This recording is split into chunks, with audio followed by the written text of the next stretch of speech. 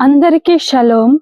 ప్రియ నేస్తమా, ప్రతి దేశంలో ఆ దేశ పౌరుడు అనిపించుకోవడానికి ఆధార్ కార్డు అనే గుర్తింపు కార్డు ఉన్నట్లయితేనే ఏ దేశానికి చెందిన పౌరుడు ఆ దేశానికి వారసత్వం పొందుకుంటాడు. అలాగే మనము పరలోకము చేరాలంటే రక్షణ అనే ఆధార్ కార్డు మనం కలిగి ఉన్నట్లయితే ఆ పరలోకంలో చేరగలము.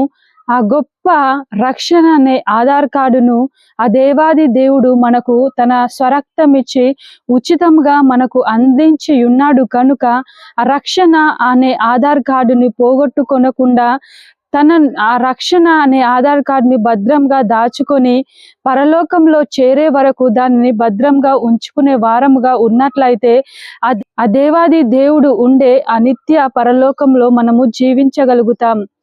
God bless you.